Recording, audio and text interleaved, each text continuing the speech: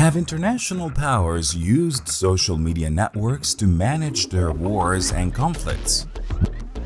What is the role of these networks in ideological polarization? How can they be used to promote democracy and human rights? Social media networks and ideological polarization.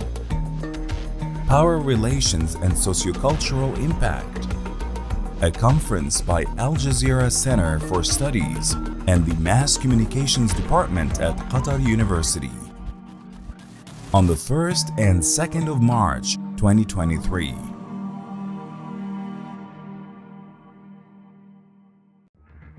Have international powers used social media networks to manage their wars and conflicts? What is the role of these networks in ideological polarization? How can they be used to promote democracy and human rights? Social media networks and ideological polarization. Power relations and sociocultural impact. A conference by Al Jazeera Center for Studies and the Mass Communications Department at Qatar University. On the 1st and 2nd of March, 2023.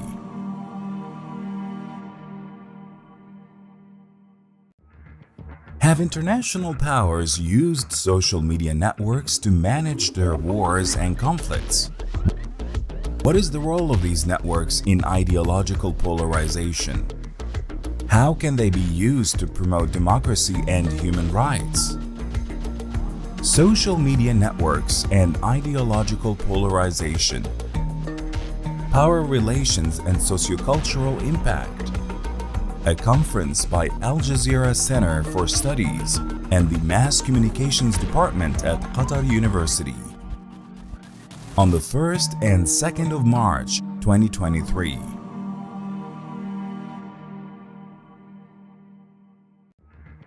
Have international powers used social media networks to manage their wars and conflicts? What is the role of these networks in ideological polarization? How can they be used to promote democracy and human rights? Social media networks and ideological polarization. Power relations and sociocultural impact. A conference by Al Jazeera Center for Studies and the Mass Communications Department at Qatar University. On the 1st and 2nd of March, 2023.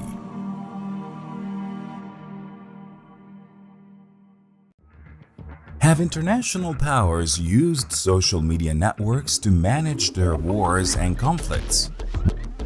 What is the role of these networks in ideological polarization? How can they be used to promote democracy and human rights? Social media networks and ideological polarization. Power relations and sociocultural impact. A conference by Al Jazeera Center for Studies and the Mass Communications Department at Qatar University. On the 1st and 2nd of March, 2023.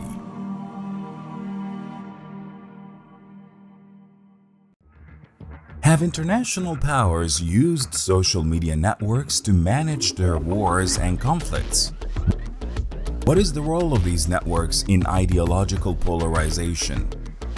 How can they be used to promote democracy and human rights? Social media networks and ideological polarization. Power relations and sociocultural impact. A conference by Al Jazeera Center for Studies and the Mass Communications Department at Qatar. بتكون النهاردة الساعة 5 اشتغلت بس بعد عندي فراغين محل تاني مش عارفة مش معبالة اياهم هشام ممكن احتاجك فيهم.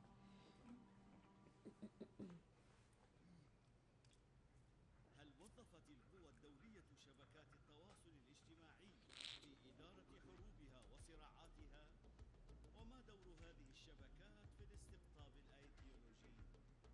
كيف يمكن استخدامها في تعزيز الديمقراطية وحقوق الإنسان؟ شبكات التواصل الاجتماعي والاستقطاب الأيديولوجي University. On the 1st and 2nd of March 2023.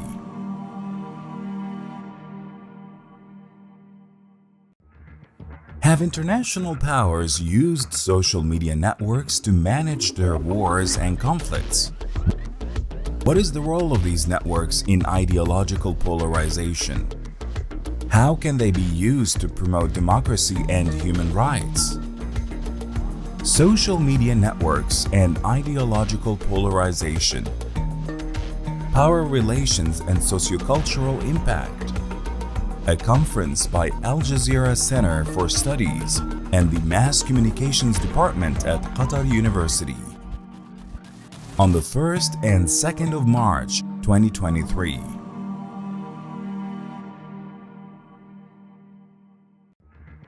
Have international powers used social media networks to manage their wars and conflicts? What is the role of these networks in ideological polarization? How can they be used to promote democracy and human rights? Social media networks and ideological polarization. Power relations and sociocultural impact. A conference by Al Jazeera Center for Studies and the Mass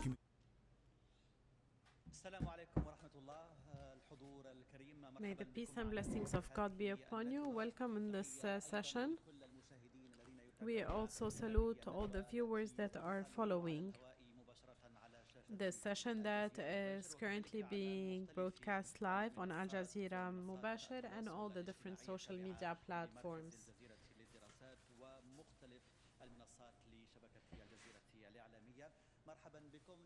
Welcome.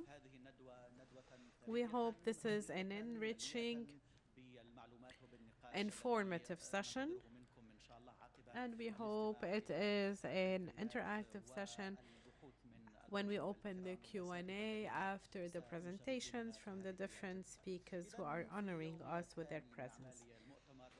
On the second day of this conference, entitled Social Media Networks and Ideological Polarization, Power Relations and Socio-Cultural Impact, held, as you know, by Al Jazeera Center for Studies and Qatar University. We will resume the discussions in this session 3, entitled Legislations and Ethics of Social Media Networks, Current Problems and Future Aspirations. خلال هذا الصباح أثارت المحاضرة التي قدمها الأستاذ الدكتور نبيل دجاني. This morning, the presentation of Dr. Nabil Dajani raised some very important issues related to the ethical and legal structure for a just social media public sphere, especially when it comes to the opportunities of intervention by the community to present a constructive model regarding the dealing with these platforms, as well as the logical approach he presented in order to deal with the negative implications of the use of social media. Within this context, we're going to try to delve into the structural problems of the digital sphere that bears the content of social media platforms and its role in the problem we're going to discuss, or the topic we're going to discuss today in the different sessions. It will also identify the main structural disruptions causing social, cultural, and even political damages based or coming from fake news. So we are going to try with our speakers to identify the problems, to expand the means of pondering these issues by presenting a proposal for an ethical design as in the paper of Dr. Hisham Al-Maki, or by uncovering the structural roots of misinformation. In this session, we are joined by Dr. Victor Pickard, Dr. Imed bin Labidi, Dr. Hisham Al-Maki, and Dr. Abdulrahman Al-Shami. I'm not going to be very lengthy. We will immediately start this heavy and full of information session, as I've mentioned. مرحبا من جديد بالضيوف الكرام. نبدأ مباشرة مع Welcome once again to our dear viewers. We start with Dr. Victor Pickard, who is going to try to uncover the structural roots of misinformation and the possibility of establishing a new or another media system. We would like to introduce him. He is the C. Edwin Baker Professor of Media Policy and Political Economy at the University of Pennsylvania's Annenberg School for Communication, where he co-directs the Media Inequality and Change Center. Dr. Pickard has authored more than 150 articles, essays, and book chapters in leading scholarly journals and anthologies. His opinion editors and essays frequently appear in popular outlets such as The Guardian, The Washington Post, Columbia Journalism Review, Harvard Business Review, Jacobin, The Progressive, The Nation, and The Atlantic.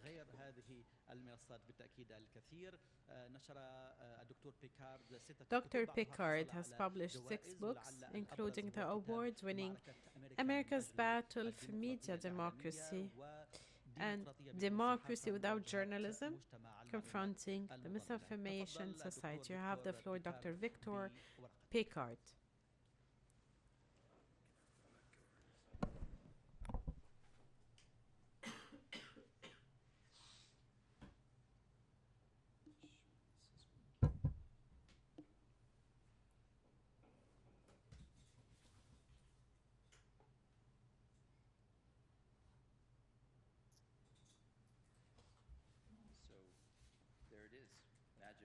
Excellent.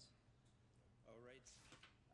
Good morning, everyone. صباح الخير I want جميعا. to start out by thanking the أود أن organizers أبدأ for بشكر inviting me المنظمين and على giving us دعوتي these opportunities وعلى to منحنا have هذه such الفرص بأن stimulating and timely نجري هذه الحوارات discussions. المحفزة My والمحمسة discussion والتي تأتي today في وقتها. will focus on ورقتي some اليوم of the سوف ideas that تركز came up على yesterday بعض and this morning, الأفكار some of the التي arguments طرحت and أمس comments واليوم that هذا trace الصباح many of our problems in social media في today محاولة to لتبيين problems المشاكل with التي media نواجهها في capitalism. مواقع التواصل And هنا I'm also اليوم going to try to help وكذلك push the conversation towards looking at and رأس imagining المالية what الاجتماعية. alternative سوف أحاول structures أن and أتخيل systems ما يمكن might look like. للأنظمة And this البديلة entails not just أن تقدمه كيف restructuring and ستبدو. democratizing ليس our فقط social media إعادة platforms, هيكلة منصات but التواصل also الاجتماعي ولكن focusing on أيضا how news and information بالتركيز كيف is أن produced. الأخبار So not just trying والمعلومات to stop يتم the bad إنتاجها. stuff in social media, but also ensuring that لا there نتوقف عند is هذا الحد في مواقع a التواصل. reliable يجب supply أن of نضمن أن diverse يكون news and هناك توفر information مستمر throughout our entire media لمعلومات ecosystem. وأخبار متنوعة ضمن And منظومة in الإعلام. fact, Winston mentioned some of this in the earlier discussion about ذكر this وينستون public ذلك service ideal for our social media platforms. This is definitely something that I want to try to expand on.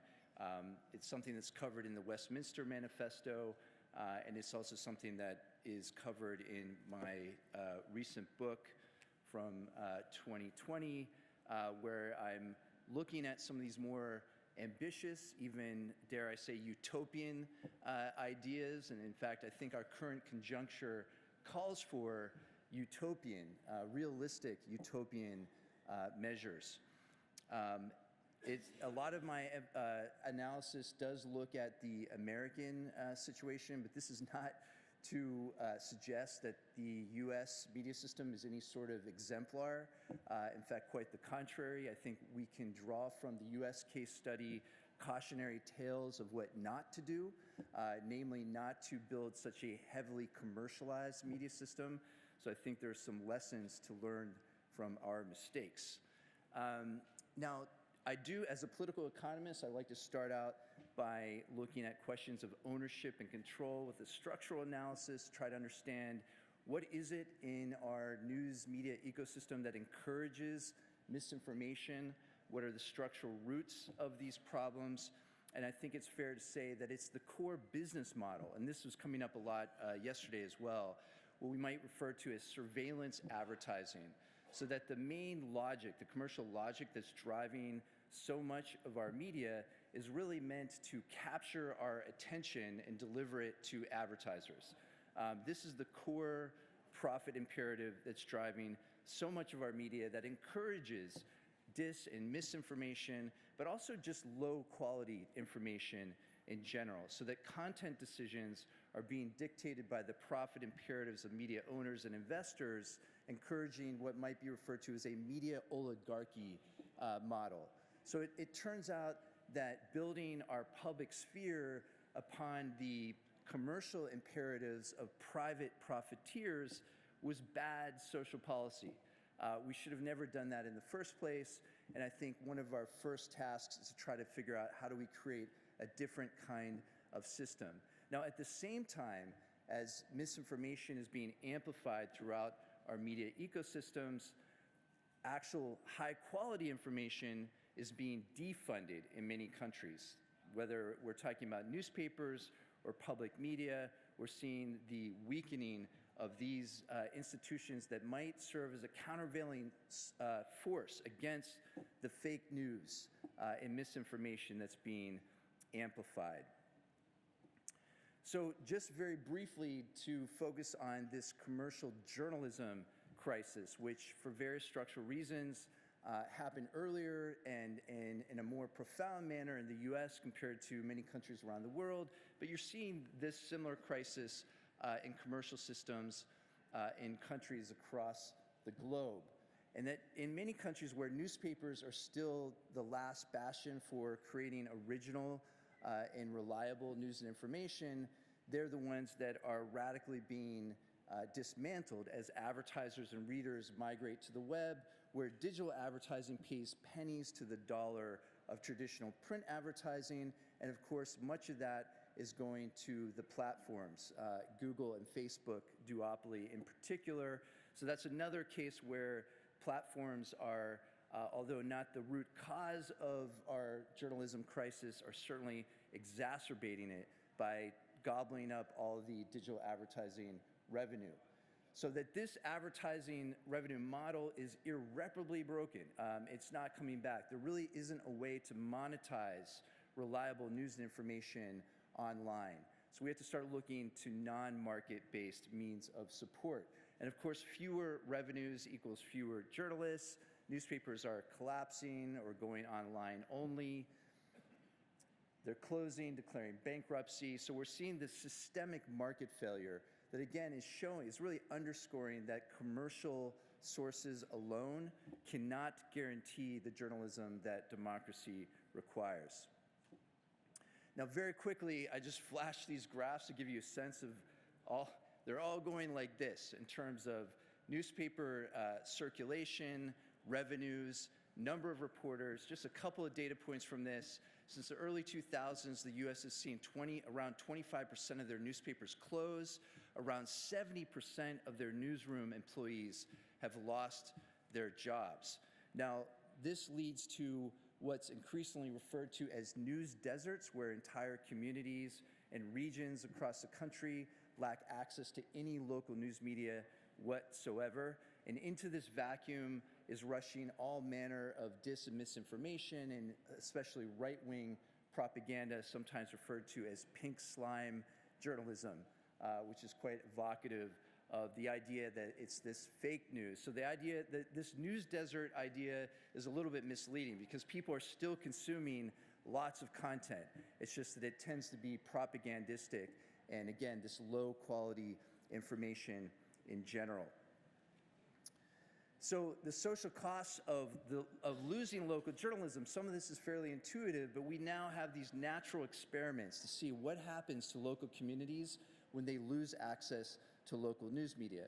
They're less informed about politics, less civically engaged, less likely to vote. There are higher levels of corruption and increased polarization. And I know polarization is a theme of our conference, but there's often this misconception that this polarization is leading to crazies on the left, crazies on the right. But really this should be seen as asymmetrical polarization, that is actually on the right, where we're seeing the most extreme forms of political manifestation, fascistic formations, for example, taking root in the US and in many countries around the world. So another problem, I've been talking about the collapse of newspapers and the loss of local journalism, but in the US, unlike most democracies around the world, there really isn't a social safety net for when the market fails to support the level of journalism that we need. And as you can see here, the US is almost literally off the chart for how little we allocate towards our public media system. It comes out to about $1.40 per person per year. If you look at the UK, they're spending about $100 per person per year for the BBC. Nordic countries are spending close to $200 per person per year. And in this particular study, my co-author and I looked at 33 countries around the world to show that there's also positive correlation between having strong public media institutions and strong democracies. Unfortunately, we did not look at Qatar for this study, but I plan on looking at it in my future research. I think Al Jazeera is a very interesting model and an important alternative that deserves more attention. So we're also seeing an accumulation of scholarship that shows that there are all kinds of social benefits that come with maintaining strong public media institutions. It's correlated with higher levels of political knowledge and civic engagement and lower levels of extreme views. The world's strongest democracies, and one of the reasons why I really underscore this point is that especially in the US, as soon as I start talking about how we need to spend more money on our public media, there's a knee-jerk response that this is going to lead to some sort of totalitarian regime. But of course, if we look at the strongest democracies on the planet, and this is according to the Democracy Index that the Economist puts out every year, you see that countries like Norway and Sweden and Finland are not sliding into any sort of totalitarian state by maintaining strong public broadcasting systems, and they also tend to directly subsidize their print media institutions as well. But I think the core difference, and this goes back to Winston's earlier point about having this public service ideal mapped on and reconfigured in our internet and our social media systems as well, that is committed to universal service. So it tries to maintain a baseline level of news and information for all members of society, and to do so in an egalitarian fashion. They don't always live up to those ideals, but those ideals are very much embedded in their DNA, which is often the complete opposite of a commercial system, which often leads to, in a commercial system, leads to various forms of market censorship and redlining, and we can get into that more in the discussion. So some key theses for policy approaches to create this new media ecosystem would include that it's holistic, so that it's multimedia but also multi-layered. We have to look at every stage of distribution, production, and consumption. That it's global, so that it strives to be universal, but at the same time sensitive to differences. So not assume that there's one formula that fits all countries and all ethnicities. There has to be a lot of room for participatory democracy to really determine the contours of these systems. And it has to be radical. And what I mean by that, it needs to really push on the discursive parameters that often defines what's possible, especially non-commercial, publicly owned models. I know this is more true in the US, but there's this kind of market fundamentalism that's beyond our imagination to even think about a radically different kind of model that's not just non-commercial, but also determined by publics, by the people who should own and control them. So again, that means that we're not just decommercializing our current media firms and systems, but democratizing them. And I think there are five approaches to doing this. One is to establish public options. That includes not only well-funded public media, but also municipal or public broadband networks to make sure that there isn't a digital divide, to break up or to prevent monopolies and oligopolies from forming in the first place, to regulate news outlets. Now, this is always a tricky one, and we have to be very careful and make sure these are democratic regulations, but at the very least, news organizations should be mandated to be in constant dialogue with the communities that they purportedly serve. Those three are more top-down, and there are two bottom-up which focus on worker, that is, for example, journalists, owned and controlled media firms, but also community-owned and controlled media firms. Now, one of my crazier ideas in my work is to promote this idea of a public media center, which strives to have a multimedia hub in every community that's housed in perhaps already existing public spaces. They could be libraries, post offices, public broadcasting stations, universally guaranteed, but locally owned and controlled by communities themselves. And this is inspired by the independent media center movement in the early 2000s. In fact, there's still one in existence in the middle of the cornfields in Urbana-Champaign that I think approximates this ideal of a publicly owned, publicly governed multimedia hub. They produce a newspaper, a community website, community broadband services, a local radio station. I think that's something that we should be striving for. And then think about creative ways about how this media is elevated within our social media firms, that they are algorithmically advanced. This gets to whether we subscribe to the PMC model or not.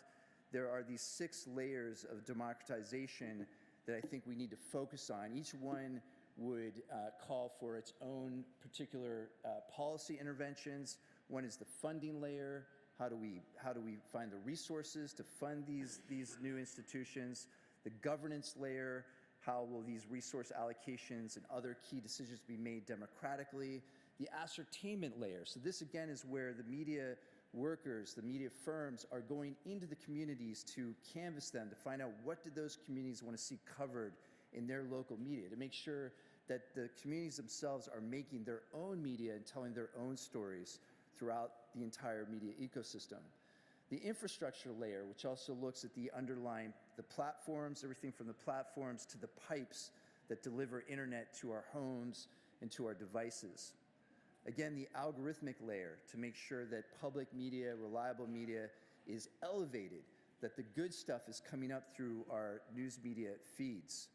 And finally, the engagement layer. I think this is a cornerstone to, again, this participatory democratic ideal that communities are in constant dialogue with media institutions. So this does sound fairly radical, but I think our current social media crises are also opportunities to create alternative systems, to democratize our systems, to make sure that our media do not just serve the profit imperatives of people like Elon Musk and Mark Zuckerberg, but actually are focusing on our democratic needs. And on that optimistic note, I will end. Thank you very much.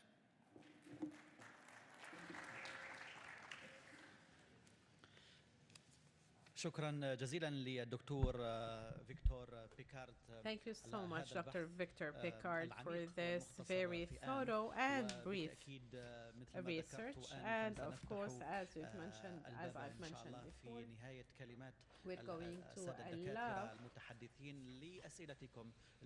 for questions after the speakers finish presenting. We now move to Dr. Imed bin Labidi, who is going to focus on narrating the occupation, digital media, Palestinian resistance. He will focus on the false narrative of the occupation. Of course, we will see a manifestation of some of the images or ideas that Dr. Pickard has mentioned. Dr. Imed bin Labidi is an associate professor at the Doha Institute for Graduate Studies, got his PhD from University of Minnesota. He taught before comparative literature, cultural studies, international studies, and comparative media studies, with a focus on American media and cinema in the third world there. His research focuses on political identity and analyzing Western neo imperial thought بوجه مختلف يعني through the cultural مستخدما expression هذا التطور التكنولوجي وهو منصات and التواصل media الاجتماعي من representation خلال التعبير الثقافي والتقديم الإعلامي للعرب of والإسلام Arabs في and الولايات Islam in the المتحدة United States. تحديدا، وقد نشر He's أبحاثا published حول research جوانب on مختلفة من الصراع different aspects السياسي of the political and والثقافي cultural بين conflict الغرب والشرق الأوسط، between the West and the وقد Middle East, تناول ظهور الفكر and العنصري addresses the مجددا في العالم الغربي re-emergence of وحتى في racist thought in الأفلام Western media الروائية. شخصيا and feature متحمس films. I am للاستماع لكلمة personally very الدكتور excited to عماد، listen to Dr. وأعتقد Imed بأن Labidi, الحالة نفسها بالنسبة إليكم. and I think فلتفضل you دكتور. feel the same. You have the floor, Doctor.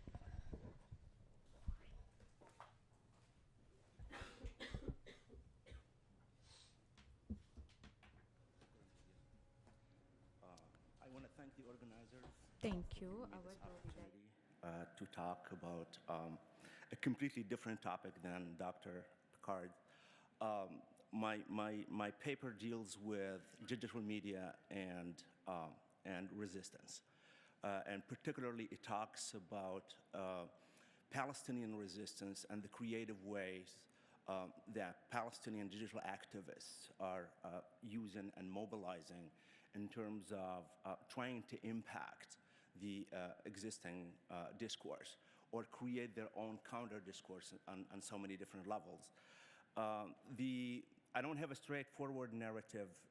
The paper is long and complicated. So what I did is I developed a summary, but I also took the skeleton of it and organized it in a way that I could present it to you in bullet points. And that way you consume it the exact same way you would consume social media. It comes to you in fragments, but hopefully it will cover the most important details.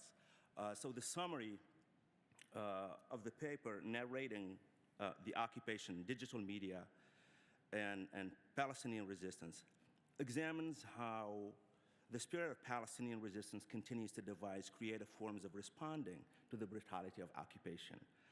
Despite settler colonial violence and the mobilization of different repressive forces to silence and contain Palestinian voices in general, and activism or online activism in particular, including the taming of several digital platforms, the Zionist colonial political discourse is no longer entirely in charge of narrating the details of its barbaric occupation of Palestine to the world.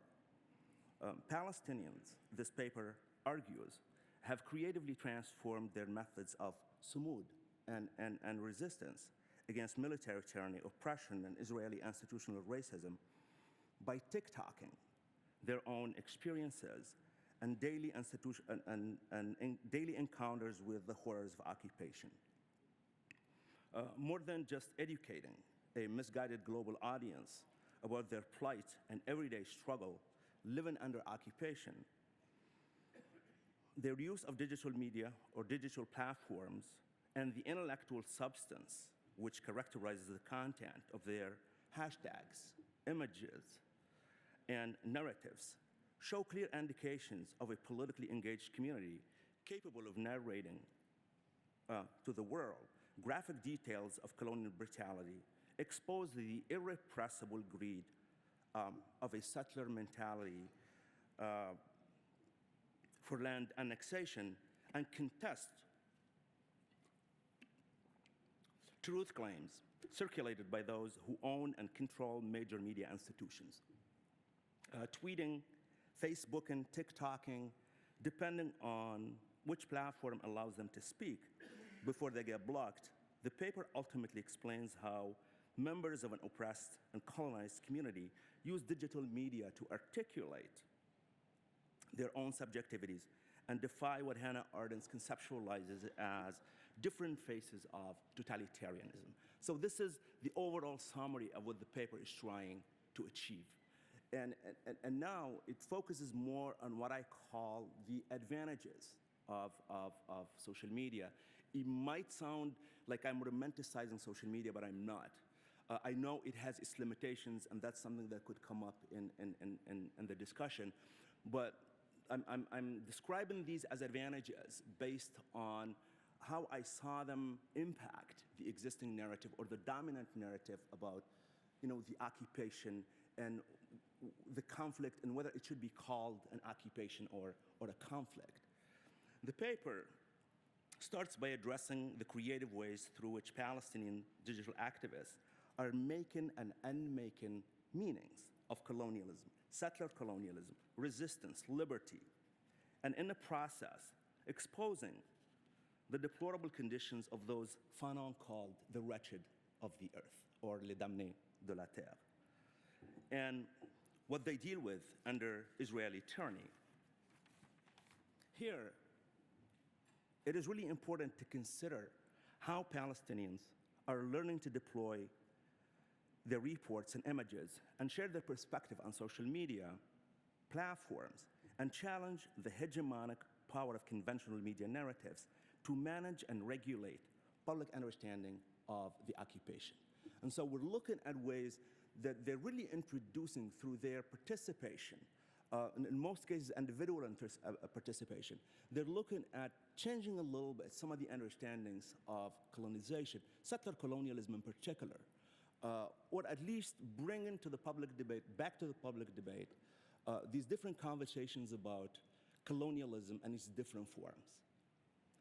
And so here, what is really important is to consider how Palestinians are learning to deploy their reports and images and share their perspective on social media platforms and challenge the hegemonic power of conventional media narratives to manage and regulate understanding of the occupation.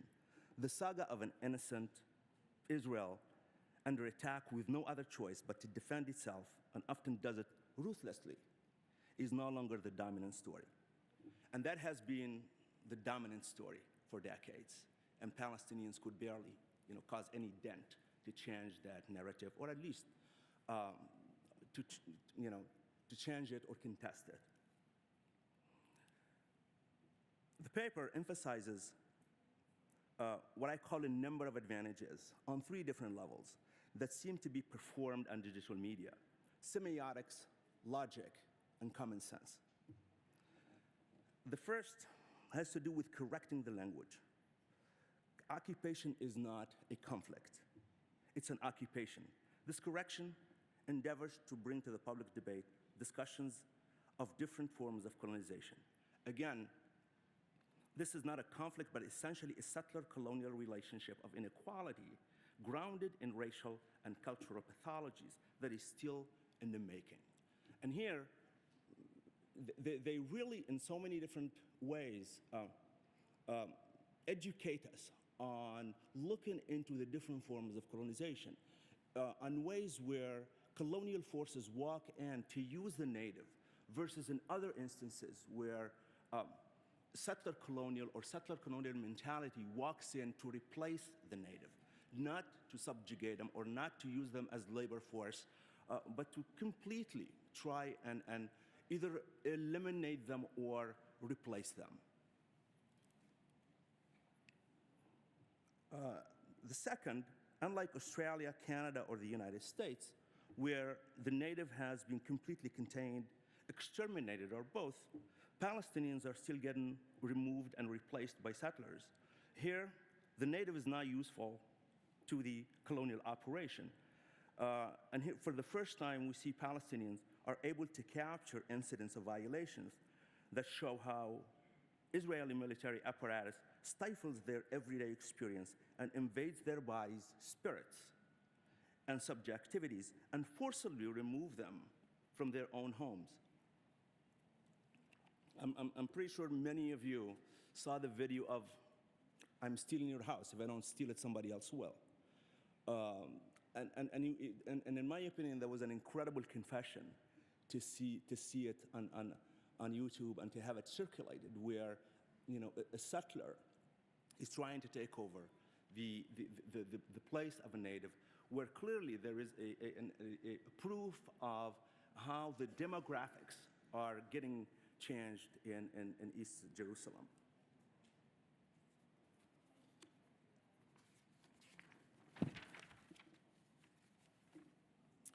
The third is the disruption of established dominant representations that limit Palestinian images, as Saeed explained, to either absence or a horrible visibility. The two-dimensional, the conventional two-dimensional essentialized representation of the Palestinian as either a victim or a killer. And so in their attempts to kind of challenge those existing and almost frames that freeze Palestinians in one or the other, Palestinians are clearly creating more room for humanization of Palestinians. The fourth advantage entails a Palestinian taxonomy of what resistance is. Given that all forms of resistance against colonization, including peaceful resistance, have been criminalized, Palestinians needed a new definition of resistance that emerges from the very violations, transgressions, and brutality inflicted on them with hashtags. And if you look up hashtag Palestine, for example, at some point it had, a few months ago, 3.6 billion views. And that definitely has an impact.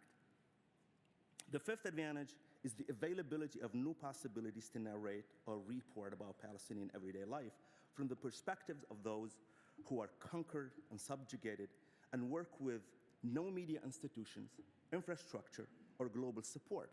There are no Avicii, Adre, or the kind of logistical and financial support that he has access to impact. This is a guy who talks to Arabs in Arabic. He talks to Palestinians in the Palestinian dialect and try to kind of like impact public opinion.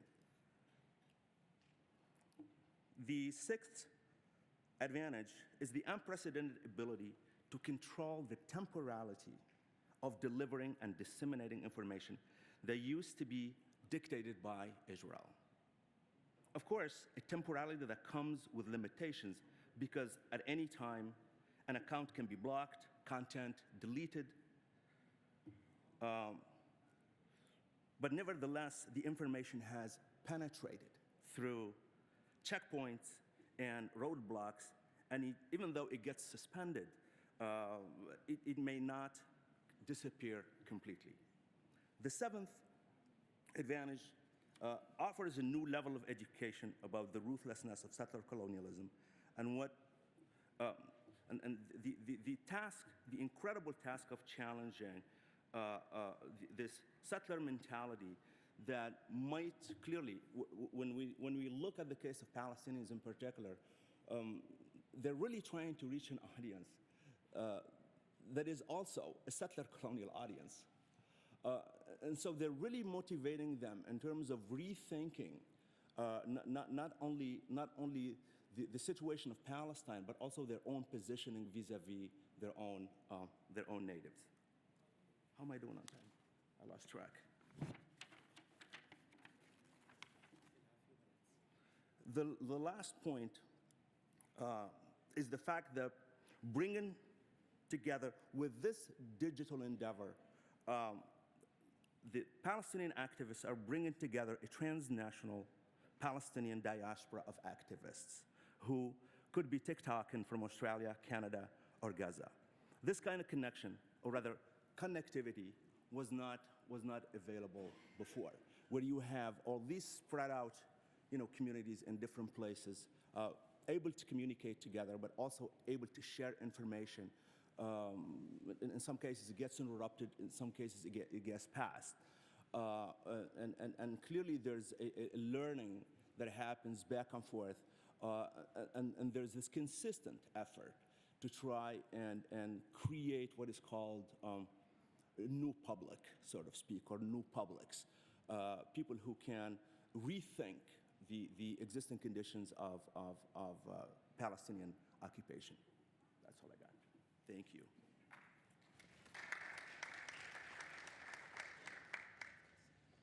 شكرا جزيلا للدكتور عماد بن Thank you, Dr. Imad Ibn Al-Abidi, for this paper. As you noticed, this fake narrative moved from the press, from classic pieces of media articles, movies, and other debates. In any case related or event related to Palestine, we see how there is a restriction of daily or regular users from Palestine whenever they express their opinion of the Palestinian cause, whether they are Palestinians but also regular users from other nationalities. Currently, Meta, which is the mother company of Facebook, Instagram, and WhatsApp, among others. And specifically about Facebook, the next speaker, Mr. Hisham Al-Makki, will be addressing under the title of The Ethics of Social Media Networks, from the Ethics of Content to Ethical Design, Facebook as a Model. Mr. Hisham Al-Makki is an associate professor of media and communications at Sidi Mohammed bin Abdullah University in Fes, Morocco. He is also a professor in 2 private Arabic academies.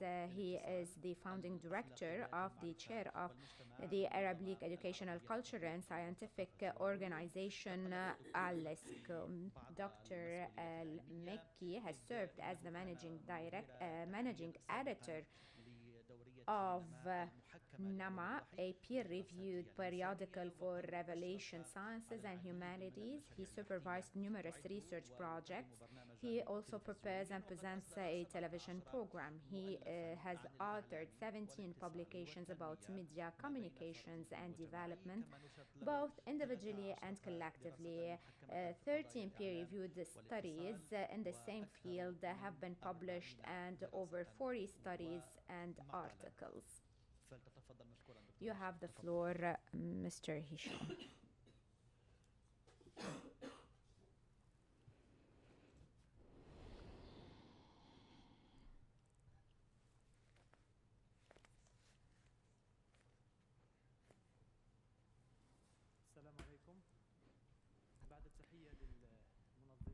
Peace and blessings to you all. I would like to start by thanking the organizers and the audience in this conference. As you could see, and as it was presented by the moderator, my paper is on the ethics of social media networks, a topic that I would like you to reflect on. I will start by talking about issues that might be separate to you. However, throughout my presentation, you will see the correlation between ethics of content and ethics of design. When we put a group of children in a room together alone, and we place a platter of candies and tell them that these candies are not healthy for them, and we cannot later on blame them for eating it. So there were cases where we felt guilty because we surfed social media and platforms longer than the time we initially had set for ourselves. Sometimes we stay longer on these pages. Another thing is that I noticed when getting to Doha Airport that there were escalators in some parts of the airport, and then there are the regular stairs, and sometimes you would feel that sometimes it's better to take the regular stairs than the escalators, because at some point you might feel dizzy on the escalator if you're taking it for the first time. So the same applies to my paper in a way, where we talk about the ethics of professional media on social media. This is dedicated to journalists. Ethics of personal use of social media networks, which are the so the ethics of personal use of social media by journalists, and the ethics in relation to the use of regular people of social media platforms, and the ethics that are set by the platforms themselves to their users. Generally put, these ethics are important.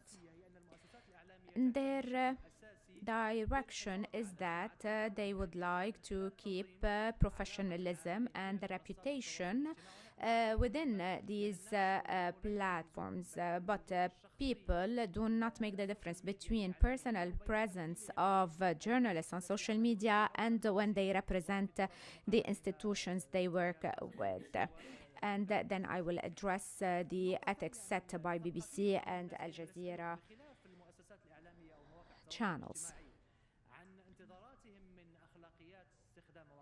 When we ask people about the ethics of using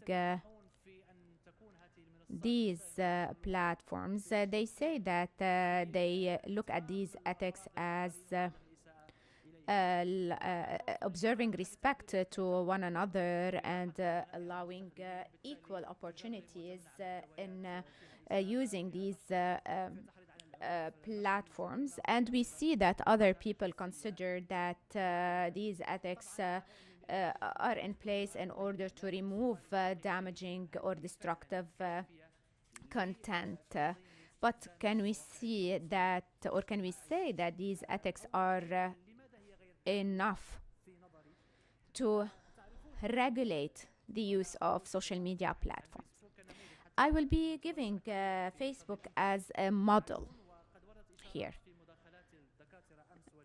Speakers yesterday and today talked about the different violations by Facebook, and since 2016 there were many scandals that show that Facebook was violating ethics whenever they wished to, for different reasons. This takes us to a direct conclusion, which is that the ethics of Facebook are not practically implemented except when they are observed by users, and the guarantor of the implementation of these ethics is only guaranteed when the platform itself observes its ethics. So what we see, or the ethics of Facebook is a commercial use of the ethics themselves rather than anything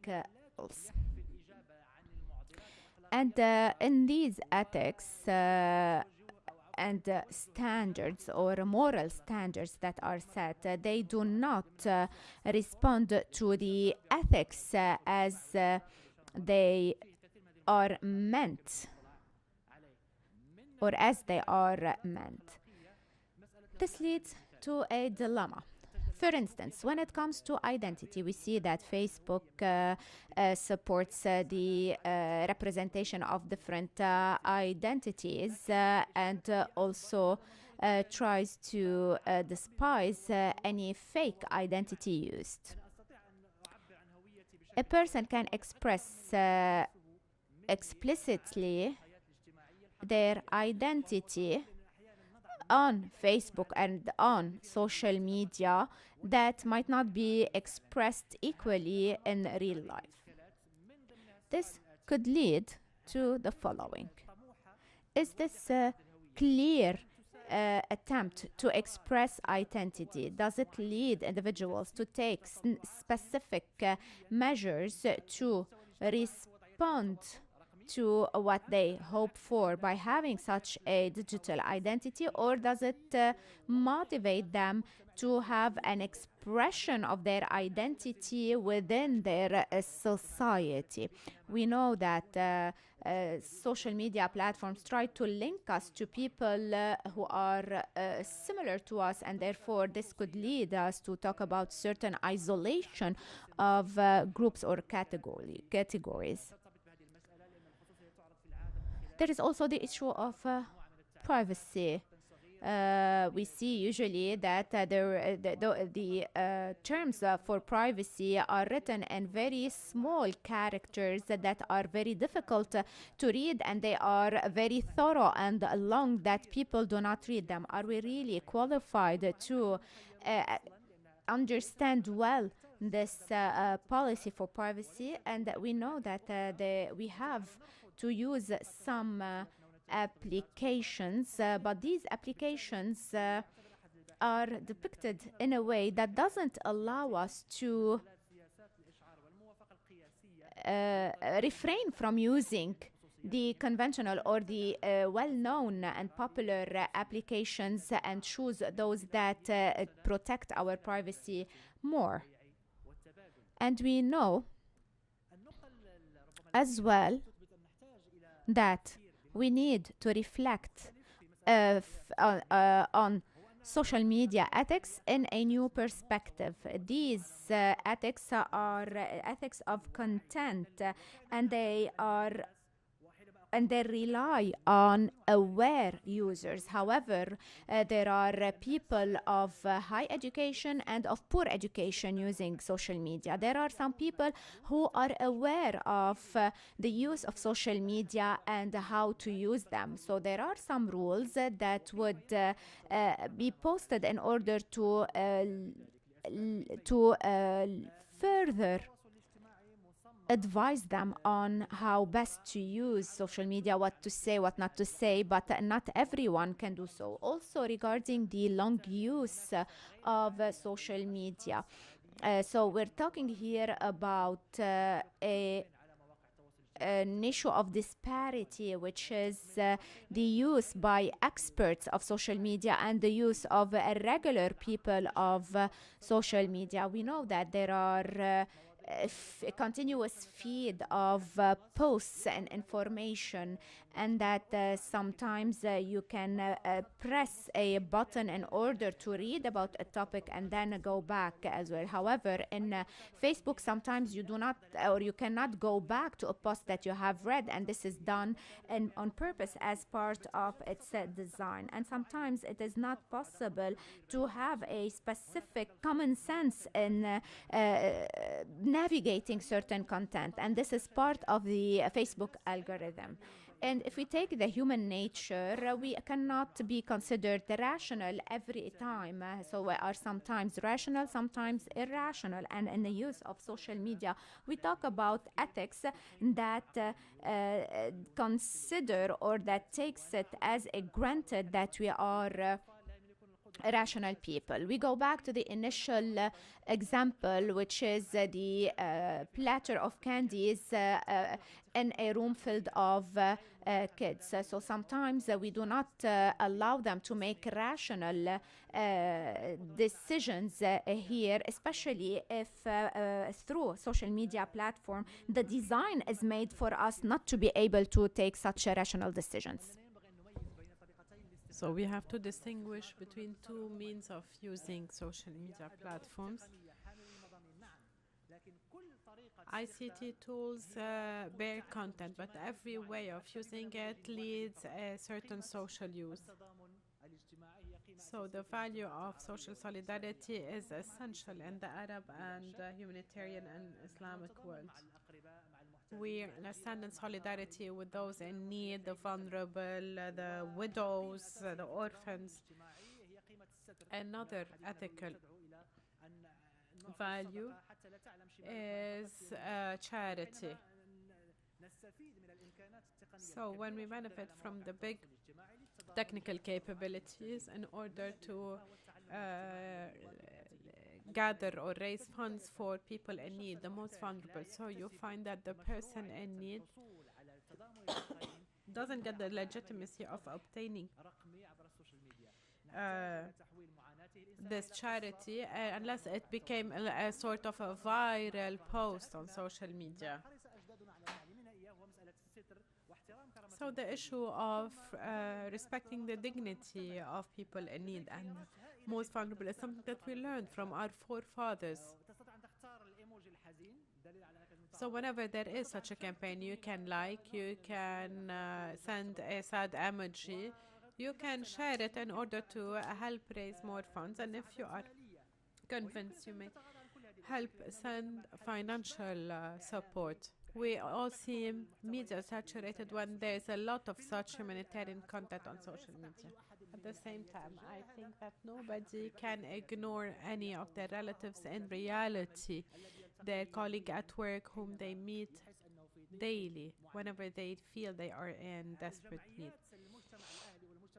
Civil society organizations whom we commend for their efforts to prove their credibility go through another scandal like post. So every time we use social media, we'd be learning new values, new social values. What can we suggest? No matter how hard we work on ethics, we have to design the architecture of Facebook in a way that supports our ethical choices and options. And this is what I present to you. What you see before you on the left speaks about the different options. It helps people take the proper choices without interfering into their freedom to take such decisions. So an ethical design of social media platforms leaves a free choice for people, and it facilitates for them taking decisions in an ethical way at the same time. There are examples that I present to you. Amongst the main principles to show motivation. So, if the motivations come from our choices, we get a better capability to take better decisions. For example, imagine there are mobile phones that show the cost of international calls. It makes you want to be even more brief in your call in line with your financial capabilities. How to use this principle in the ethical design of Facebook. I said that the Facebook design is non-ethical because it makes us become addicted to social media. So the suggestion for the ethical design بالدقائق يظهر بشكل بارز على الشاشة كل 10 دقائق ثم يختفي بعد 3 ثواني يذكرك بالزمن الذي قضيته ويترك لك حرية الاستمرار في التصفح. أيضا يمكن أن ندرج خاصية أخرى هي اختيار زمن التصفح في كل مرة نفتح فيها فيسبوك. هذه مفيدة. So every time we open Facebook and we start surfing through this, it gives you 3 to 10 minutes, let's say. Moderate surfing, or let's say you choose that timing at the beginning of your opening of Facebook, and it would close it down automatically after that time is done. Now, understanding the match, let's say. The match is individuals' capability to expect the welfare level that this choice is going to present to them. When you go for ice cream, let's say, you expect a certain taste, a certain flavor. Let's say somebody got cancer and they were given a choice, chemotherapy or undergo a radiotherapy, let's say, or not do anything. That's a difficult choice here. So managing privacy goes through the approval notifications However, in reality, this doesn't allow you to ensure a matching and understand the implications. To help with that, the privacy notifications should come in a more clear manner for all people. Let's say if you approve of our privacy policy, this will allow us to sell your information to the advertisers who may send you messages that you don't want to see, or may want to make you buy things that you don't want to buy.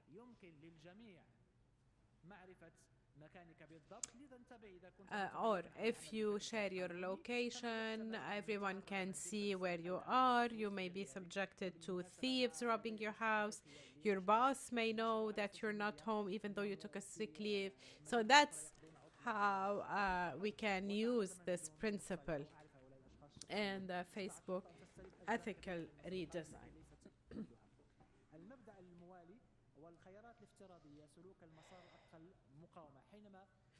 So, the parallel track. People usually go for options that require less effort and preserve the default functions. For example, if you get life insurance or a travel insurance at the bank and you travel, the bank renews that insurance every month automatically, and it's up to you to opt out of it. When a person joins Facebook for the first time, there are some default permissions. For example, public sharing, automatic suggestions, notifications, etc., which are all in line with Facebook's interests. So the ethical redesign is to make these options protective away from commercial interests. The user may put in efforts and choose entertainment or commercial approvals.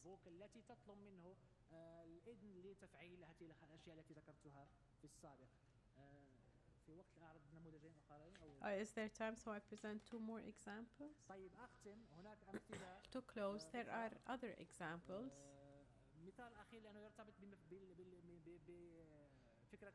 Another example related to margin of error. Most people commit errors or mistakes. So the social media platforms, when being designed, we have to expect that people are going to make mistakes. And this is used on the stairs of Doha Airport. When you're not focused, it stops. Or if you fall or something falls, it automatically stops. How can we use that in the Facebook design? We can make the functions protective, as I mentioned, but also the user may Facebook has to present, let's say, every 2 weeks a reminder of those options. Maybe the user wants to update their options. As such, we would help people truly improve their use of Facebook. What I've mentioned is also controversial. First, the paternal aspect of this ethical design. There could be some personal or individual options that I may not deem ethical. So, should I adopt them and allow people to adopt them or not? When does the notification is no longer a notification and becomes intervention, interference?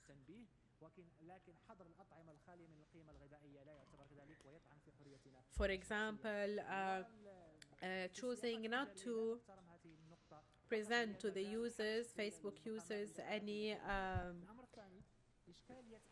fast food. This also infringes on their rights. What we're talking about is facilitating the mission before people to make ethical choices, not imposing them on them. We want to be able to push social media platforms to adopt these designs. Many things that we are enjoying today have been or are the fruit of a long journey and a long struggle.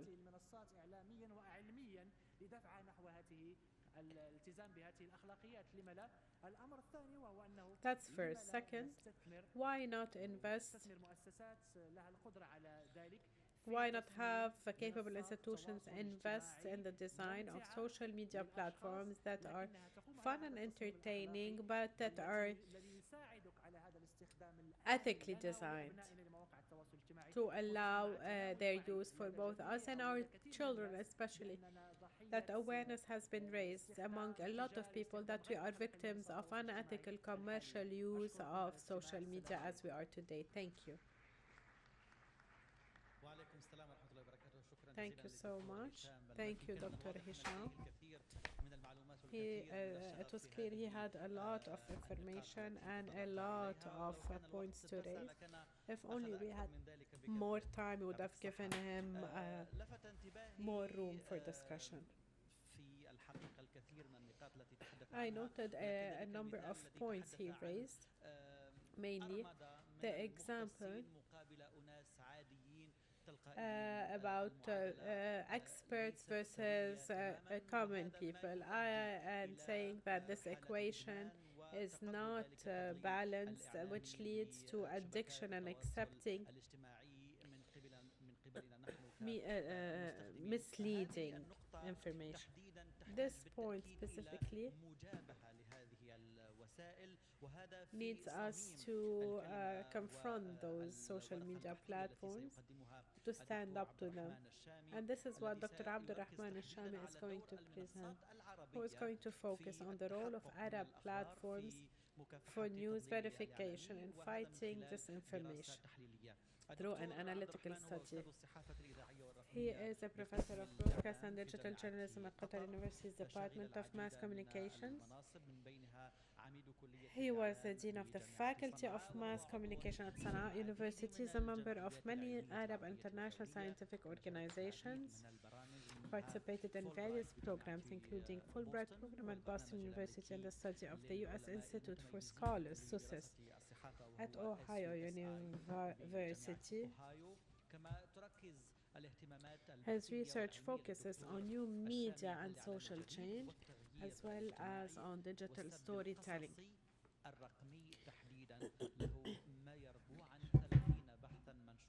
He has published over 30 papers in refereed journals. You have the floor, Dr. Abdulrahman Al-Shami.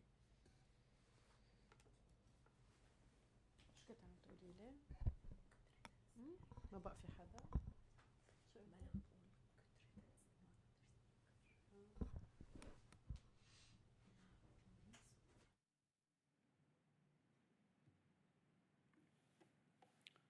السلام عليكم ورحمة الله وبركاته.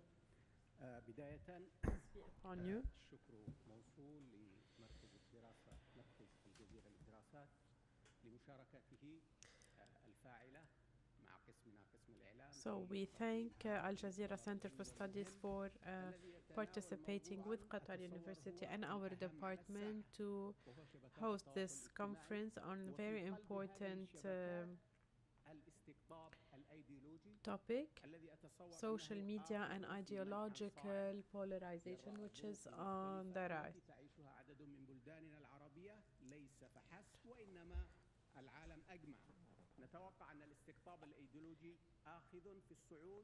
We see that this ideological polarization is on the rise, so we have to ask ourselves, how can we deal with it? This is what I will focus on by highlighting the role of Arabic platforms, which is a very or a relatively recent practice. These topics that I will focus on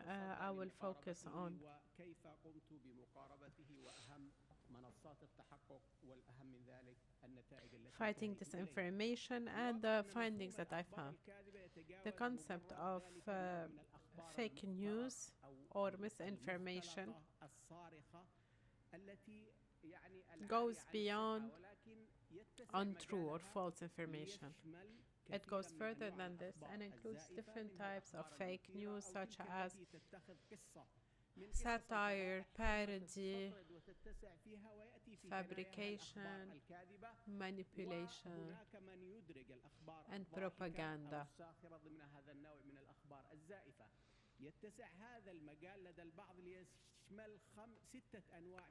So there are 6 types of such fake news, as we've mentioned. Satire, parody, falsification, fabrication, manipulation,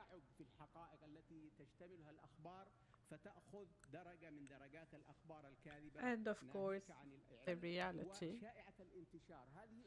that is widespread. This is one of the platforms that is used for identifying those fake news. It's called Tunisia Check News. In 1 month and 7 days, it identified 15 to 20 news a day as fake news. Out of 236, apparently, news that is, published news, apparently 90% of those are fake. So 3 March to 9 April, or 2 March to 9 April.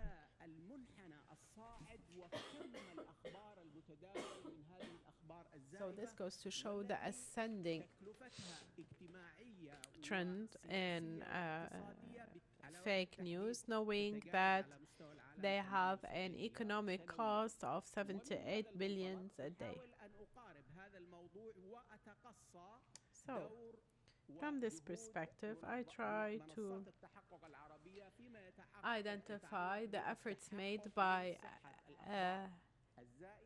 Arab fact-checking platforms and their effectiveness in mitigating this flow of fake news. This study has a number of objectives, and it showcases the effectiveness of those fact-checking platforms in identifying fake news, their methodology, what approach they adopt. The study also identifies the main topics raised during the review period and the countries that those fake news were centered on. I chose 3 platforms because it's very difficult to examine them all by one person. We have the Anti-Rumor Authority, Fatah Binua, and Misbar, and I analyzed that in November, December 2022, and I found that the quantity of content of news published and verified by those was 646, including videos, pictures, tweets, posts, and news articles.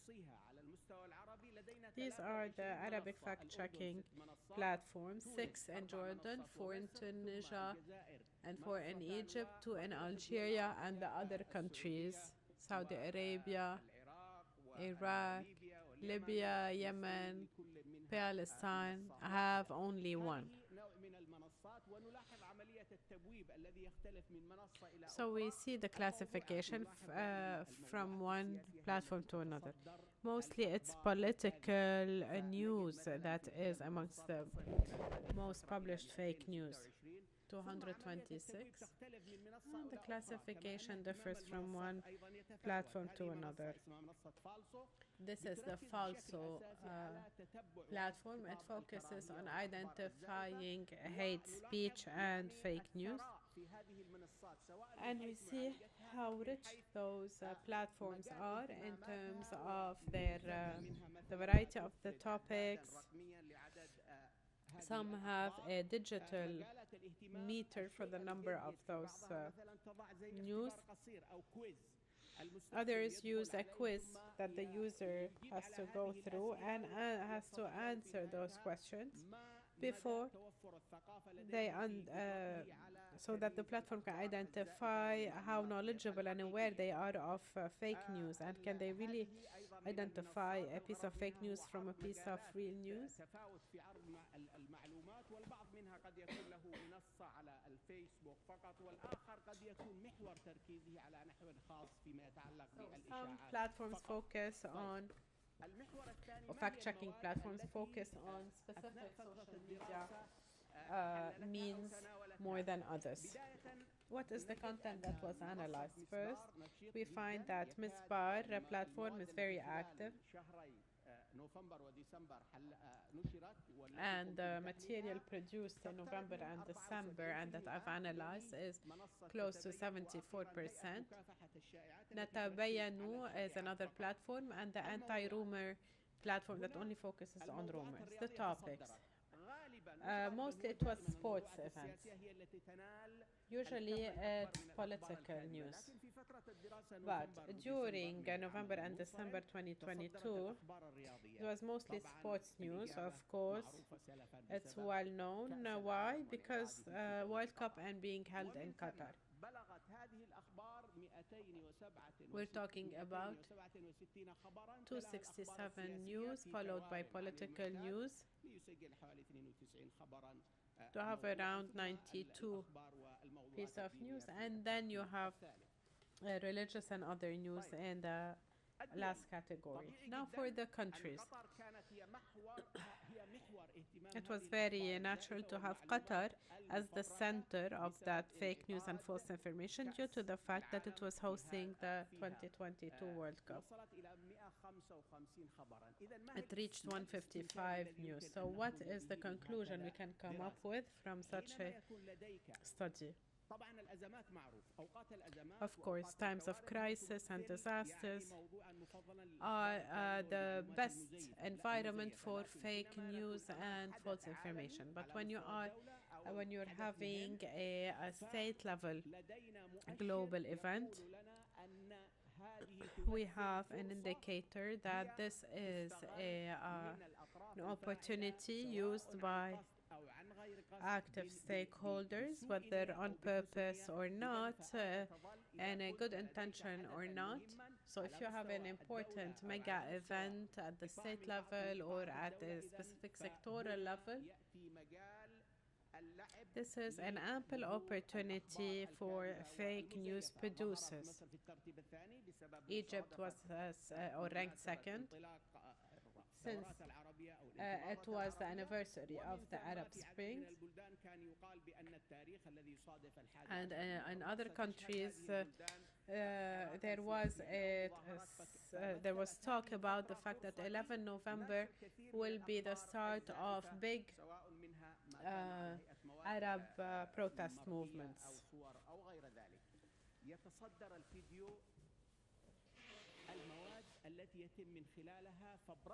Videos are the most used means of publishing false information. Why? Because visuals are more attractive. Those who are producing fake news, whether on purpose or not, are greatly interested in videos, focused on videos, and then followed by photos, pictures, then written news, and then tweets.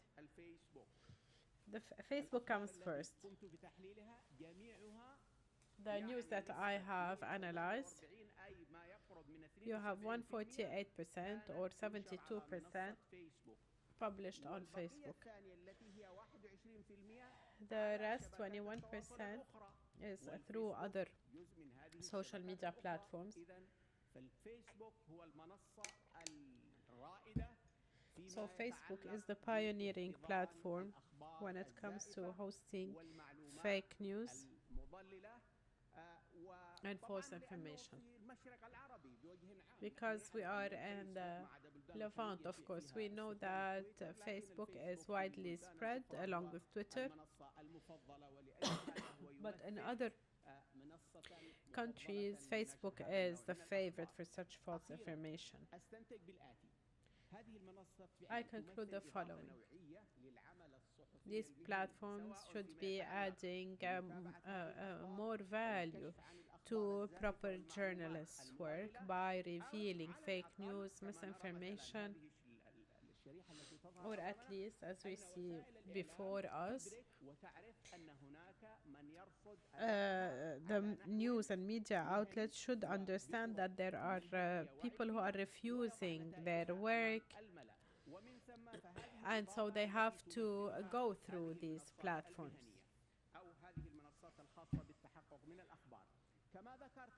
As I had mentioned, false information, disinformation, fake news are related to big events and disasters. In 2021, according to Misbar platform, the frequency of fake news increased threefold. Those producing fake news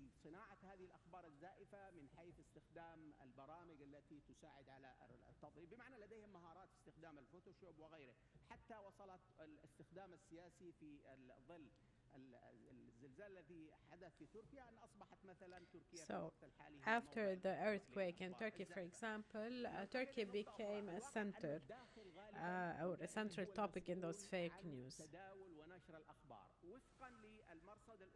According to the Jordanian Observatory, in November, 24 rumors were spread. 100% came from the inside of Jordan, and in December, 90% came from the inside. So, for every country, the activists should focus on what is being published on the inside. So, the inside has the means, the tool to fight that information.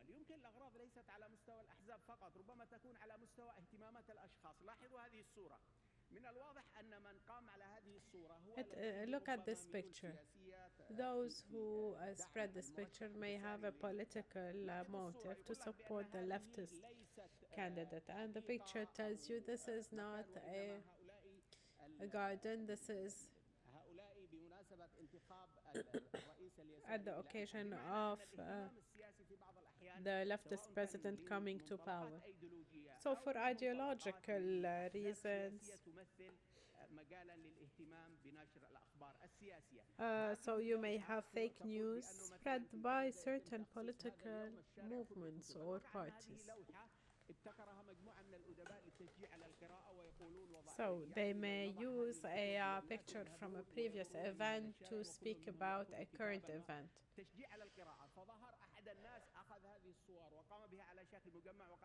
For example, this long line of people or a long line of books, while the caption pretended that this is a book, a free book exhibition, etc. So this information may come for commercial purposes. For example, when you speak about Uber and say that this is used by the government to surveil people, you are using fake news. Sometimes the purpose is religious. The World Cup in Qatar was a big opportunity to spread fake news, maybe based on good intention. We don't know, but some may have some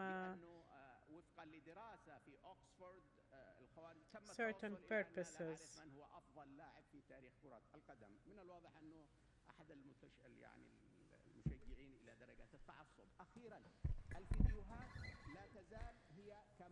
Last but not least, videos are the preferable material used to create fake news, and Facebook is the main platform for that purpose. The question that begs itself, to what extent can we have or stop using these platforms? These are important platforms and they have been able to ensure a certain popularity. People go to these platforms to find or maybe try to find responses or guidance to see whether a piece of news is fake or correct. These platforms cannot follow up on all the news. However, they rely on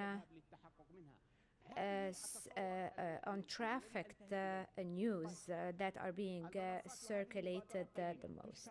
These are or the attempts done by these platforms are appreciated irrespective of who is behind them. Well, however, what is the initiative that we as academics could do, since, as I mentioned, fake news is a reality. Since the inception of press, we know that there is what we call yellow press that used to spread fake news. So we would only expect increasing spread of fake news. So this is a reality that is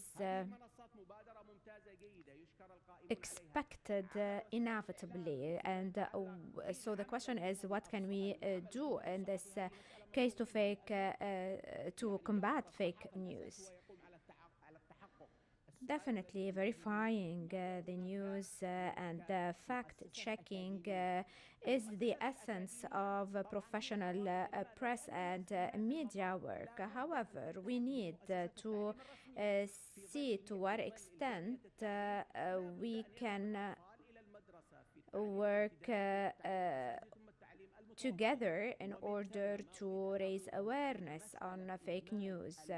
And I believe that educational curriculums should also have or encompass raising awareness on media because I believe that we cannot combat fake news except by introducing this topic as a subject matter in educational systems. Combating misleading information and fake news is also important to raise critical thinking.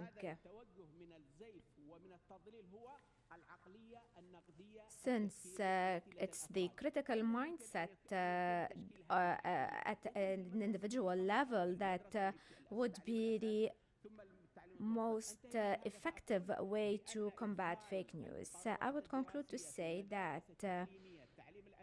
curricula at the primary, complementary, secondary levels, or complementary and secondary levels, and at university levels is very important to combat fake news. So we're talking about media awareness. This is something that we've been, or some people have been calling for. Now we're talking about digital media literacy, and today I tell you we need social media literacy. So decades have elapsed while we were calling for media to be introduced in education.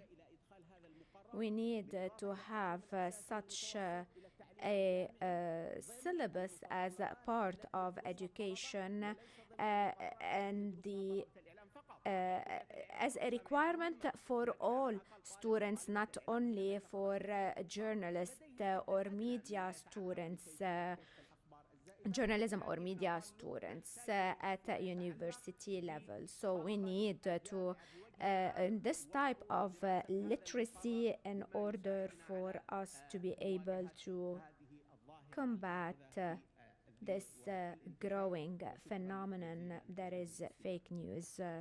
With that, I come to the end of my presentation. Thank you for your attention. Thank you, Dr. Abdulrahman Al-Shami. He talked about initiatives to combat fake news and misinformation. We at Al Jazeera took the initiative to create Sanad, which is a means for us to combat misinformation and fake news. It provides some training sessions to journalists and media experts to professionals rather to learn more about combating fake news, misinformation, and the like.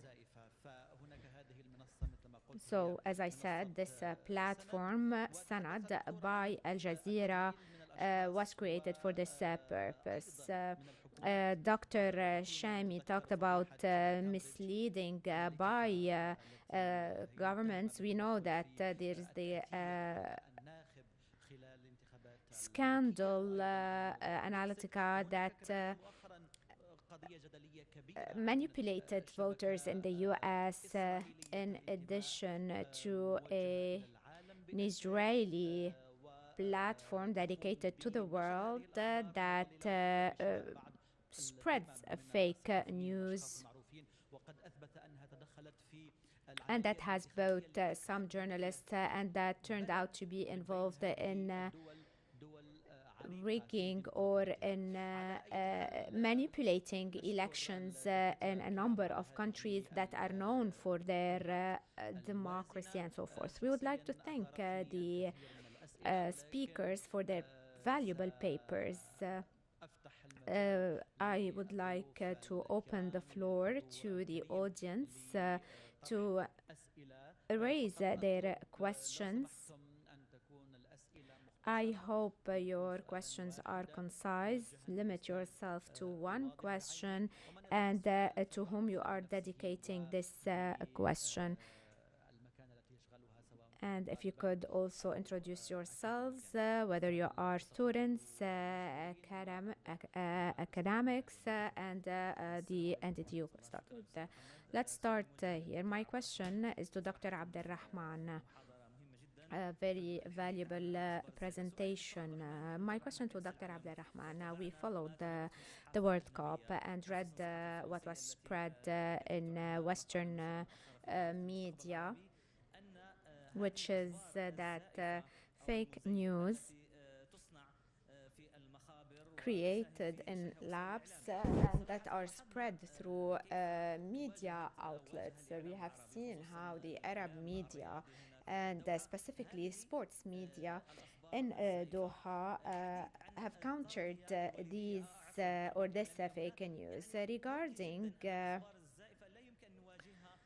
fake news, we cannot combat them when they are created in Western and Arab labs. What we could do is to have counter news, and we have seen the dimensions that media in the UK and France. Also regarding education or media curriculum in education, I have another question. No. Let's limit your interventions to one question.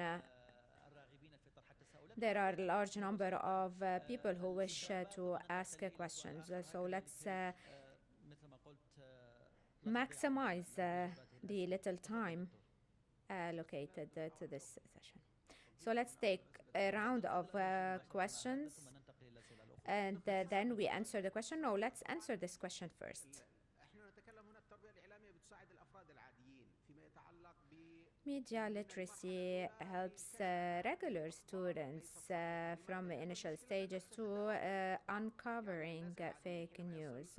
When a common or a regular person receive a video or a tweet, an educated person, media educated person that is, could tell whether it is fake or not. However, the regular people who don't have or barely have a minimum education will not be able to uncover fake news.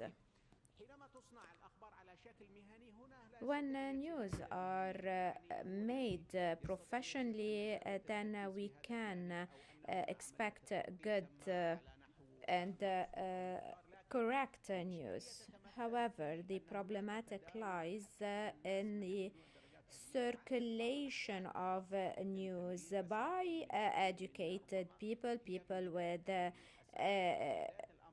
degree, and that they start spreading fake news So this media literacy would provide people the possibility at least to ask questions on whether or not a material published is fake or not, and then they would start thinking whether it is worthy of being published. Take the issue of Finland. They started working since 2016 on news. They provided training to combat fake news, and then they helped shape the mindset of their students in order to be able to identify fake news. Another question. Thank you very much. Nigel is my name. From Zimbabwe. Very quickly to Victor. Thanks in fact, to all the panelists for the submissions. I just wanted to find out from your ideas around the alternative media system, if you have explored, particularly around funding, how we can then safeguard that funding of the alternative media system is not captured by the state. In other words, to then replace the current form of capitalism, which really is within a few conglomerates, individuals, into replacing it with state capitalism. Then very quickly to Dr. Iman on leadership in the resistance. Who were the leaders? And were they identifiable, or they were using pseudo accounts and so forth? تفضل دكتور فيكتور. نعم. Thank you. It's a great question. It always comes up, a very important question that we need to be sure that corporate capitalism isn't simply replaced by state capitalism. And anytime we're talking about subsidizing a public media system, it has to be public not only in name, but actually owned and controlled by the public. There are various ways to set this up, but the fund that supports the system must be entirely independent from the state. And that can be done, and countries have done this to varying degrees of success. But I think while the state has an obligation to make sure that this funding structure is there, it should always be arm's length. There should be ironclad safeguards and firewalls between state and control of the money. The allocation of the money should be made by local communities or various representative bodies. The UN could be involved in this when we're talking about internationally allocating resources, but we have to make sure it's not captured by the state.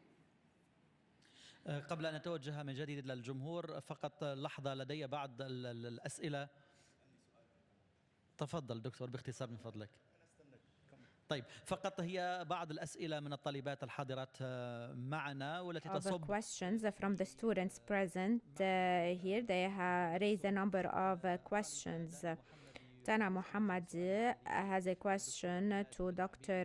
Imed Al-Abidi, saying how can we overcome the issue of suspending Palestinian accounts. Najla, another student, said how can media outlets destroy one society, for instance, such as the example of Palestinian community, and what can be done to overcome that. Another student asks what are the solutions that we could come up with in order to combat misinformation in relation to Palestinians.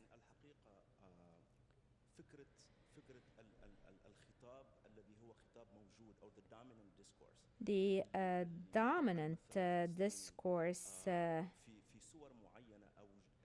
has provided a specific description or representation of Palestinians that is difficult to combat by Palestinians themselves using conventional media.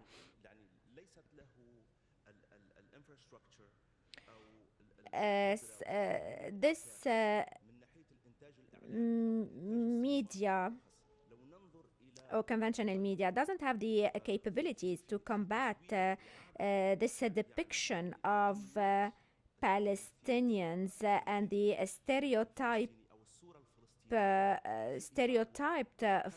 depiction of Palestinians. There is this picture of Palestinians that is described, which is that Palestinians are only violent people, and the consumers of this representation, and this is what I meant when I talked about common sense in my paper, which is knowing the visceral knowledge of people. The visceral knowledge is a fake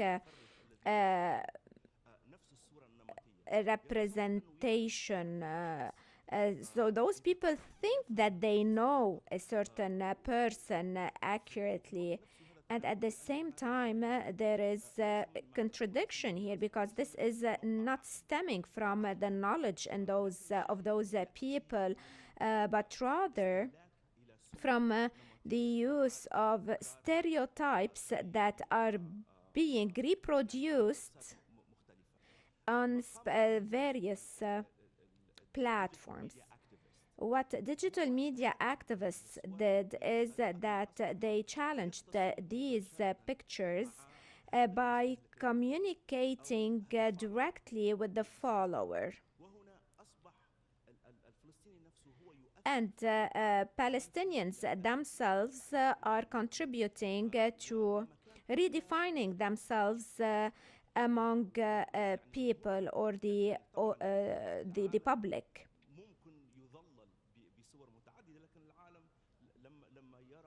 When the world sees correct representation and pictures depicting Palestinians, then this would lead to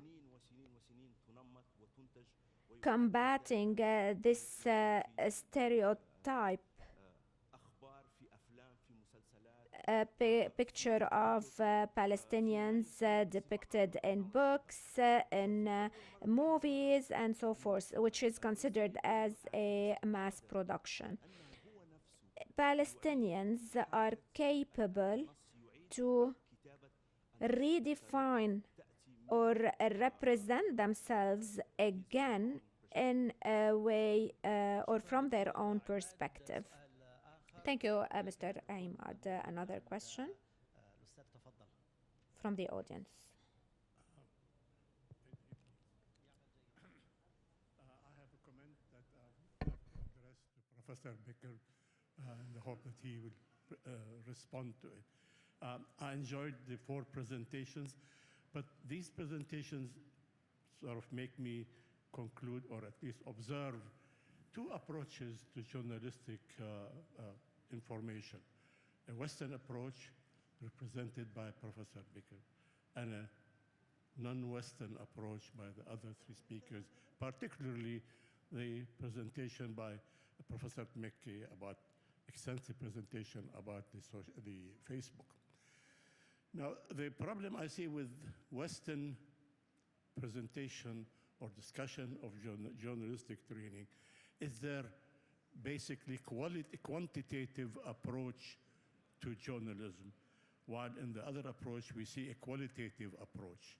In the West, Western scholars, Western journalistic scholars talk about number of journalists, technological facilities, and so on, but they really ignore or not give enough attention to the implication of news, while in the non-Western approach, the focus is on the implication of news. And this is where we see really a problem in the world today. In the West, which is dominant in the dissemination of news, we lack, or at least the Western public lacks the interpretation of news. So they're given superficial information about the implication of information that they release. There's no cultural background to the information they provide. So as a result, the Western public lacks the proper democratic participation in guiding their governments towards foreign policies in the non-Western world. So I would like to have your comment on this. Excellent observation. It's a little bit ironic because I'm a qualitative researcher, not a quantitative researcher, but I understand what you're saying in terms of how, what some of the weaknesses are in the Western press. It's certainly a decontextualization, although I wouldn't overgeneralize problems in the U.S. media system to the entire Western world. I think we have some unique problems that we grapple with, but I think your observation's spot on. There's no question that our media, and again, I wouldn't say it's only because of the commercial values, but I would say it's largely because of the commercial values that are driving it, that it tends to be decontextualized. It does not go into the history and the political economic relationships, especially around international news. So Americans, if they actually knew what their government was doing, I think would be much more upset about many of the things that the rest of the world is painfully aware of. With the U.S. And not just during wartime, but just our finances as well and what we're supporting around the world. So I think you're absolutely right. And to be continued, I'd like to talk to you more about this later. بالتأكيد نحن في جامعة قطر وهذا مكان الطلبة مكانهم الأصلي والجوهري مثل ما تعرفون. نتمنى لكل الطلبة إن شاء الله مستقبل زاهر. Wish a bright future to all students. Munira Ali Al-Merri, student here, is asking a question about an important platform that was not touched upon in this session, which is TikTok. We see that TikTok has become the fastest media to shape the concept or the mindset of young people, and it is a soft tool. And the US Congress has requested the ban of Twitter because they are aware of its negative effect. How can we use TikTok for the benefit of the Arab and Islamic world? And the question is to Mr. Mekki.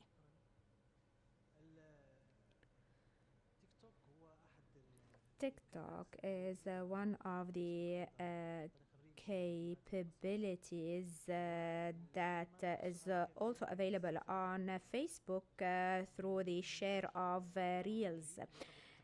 So now we're talking about a technology that is related to the to mass public. There is this dissociation between the user and the medium that is used. So we're talking about the positive and the negative aspects of the use. This is true and inaccurate, though, at the same time. The nature of these platforms require us to talk in a specific language or to use specific terms. Most of the content or the videos on TikTok are spread through videos that can easily be published.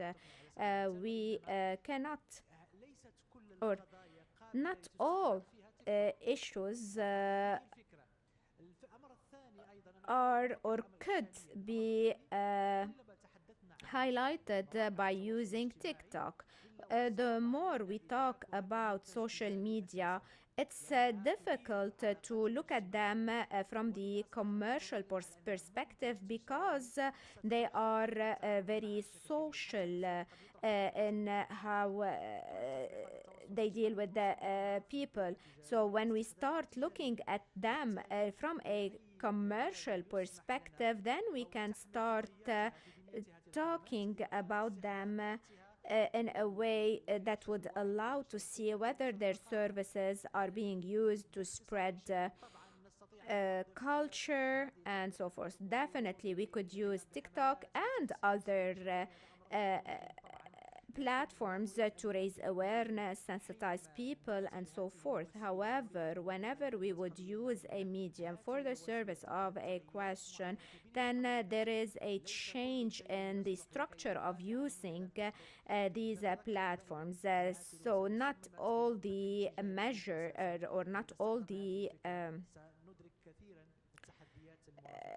we cannot use all these platforms for or to advance these ideas. We need to always think about the commercial aspect of them. My question is to the researcher who talked about critical thinking, specifically when it comes to media literacy. However, maybe after critical thinking becomes a skill, we would have a group of people that would emerge and that would question the veracity of a specific news. So how can we shape this critical thinking but keep it within the limits? This is a very important question. The commercial use, and say for instance on a platform there is a specific store that could promote certain ads, and they would say if the 15 people watch this ad, you would have this product delivered at your door and without charges. So I commented saying that no, this is not true. They liked my, and so the company itself or the store itself liked my comment and did not delete it. So this is what we would see. The admin could remove my comment, but I was surprised to see that they clicked like on my comment. And this is what leads us to say that those platforms rely on circulation, and part of misinformation or disinformation is an attempt to confuse people, and therefore the pattern or the material that would be used to uncover the fakeness of a specific content could be used in a way or is not surely the correct one. So we cannot use it to verify or to be sure that it really uncovers fakeness here. Maybe it is fake, it is itself fake. So it is difficult to judge from the first view that a specific piece of information is fake or not. This is why we need to develop critical thinking, as it provides a layer of security to people. So we need to let people question, is this video correct? Is this video fake news or not? And the same goes to posts and so forth, and to encourage people to deal with any piece of material from this perspective. And this is the first attempt to try to fight fake news rather than start dealing with the information from a very good faith. Another question. I would like to thank the organizers. I would like to thank the researchers taking part in this session. My question is to Dr. Abdulrahman. In your presentation, you mentioned the possibility of having an academic content that tackles the use of media in order to combat fake news in curriculum, specifically in primary schools, without this being limited to press students. So the question is, how can we accompany the young generations under the fast development and progress of platforms?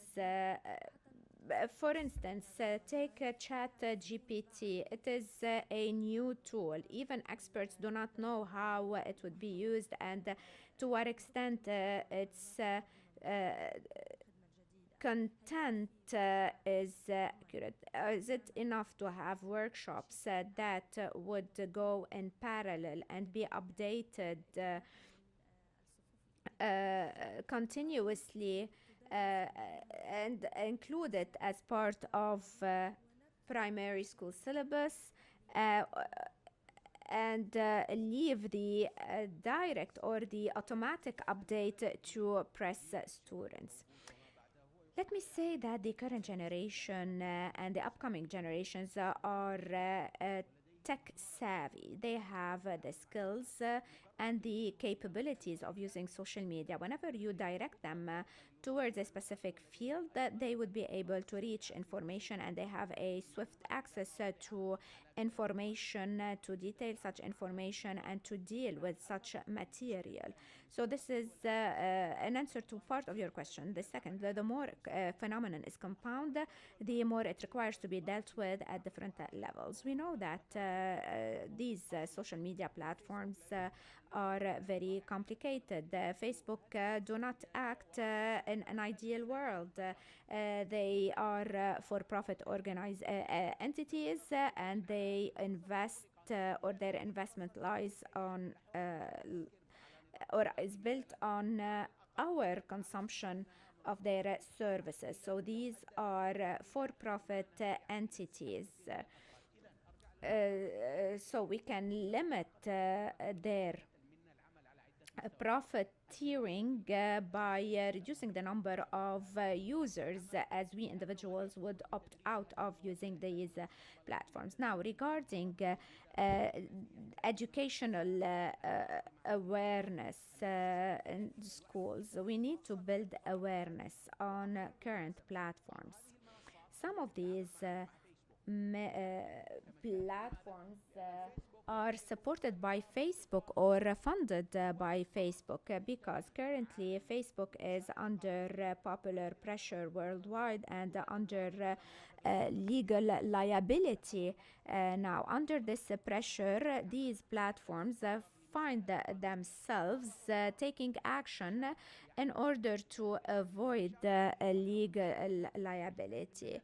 So, this requires us to work on different axes, workshops, official education, since it is the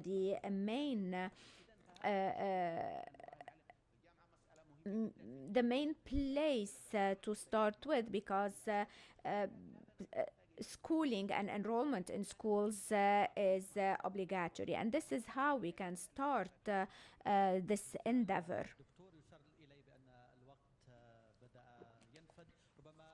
We are behind the schedule. Maybe we still have room to one more questions. I work at Al Jazeera. My question is to Dr. Abdulrahman.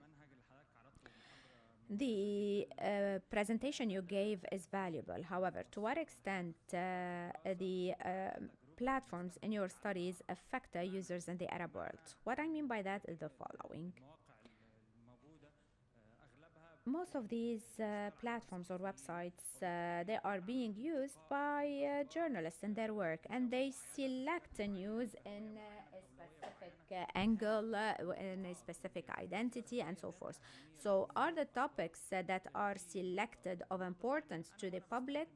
Yes or no? And then when I use Facebook or Twitter, if during my navigation or the time I spend, I do not get an information to tell me whether or not a news is positive or not, if it doesn't pop out or pop up on my page. For instance, take someone in rural parts of Egypt. How would they be able to know whether or not a certain material is fake or not? In this case, we could move or work by first reporting certain content to be verified, and second, this is done based on certain literatures in verification and fact-finding, which is that any information that is being or becoming popular and highly circulated, here the verification process would work. However, when such applications reach a certain popularity and spread, we would see that sometimes they start taking actions, and therefore, whenever these or it is up to the users to report fake news or to request the verifications, because in this case these platforms would be compelled to verify the veracity of such content. So these platforms need to try to gain some credibility by being by verifying news and content. Many are the questions. Unfortunately, we ran out of time.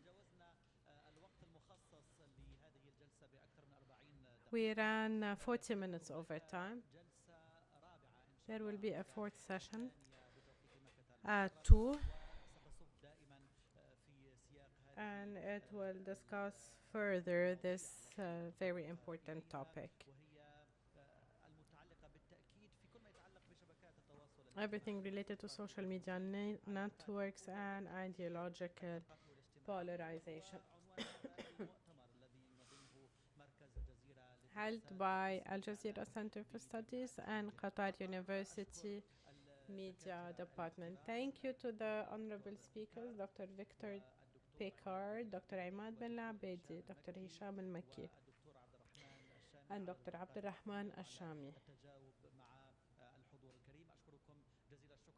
Thank you for being with us. We also thank everyone who has followed on this session on Al Jazeera Mubashir and all the different media platforms. Thank you. We will have the lunch break.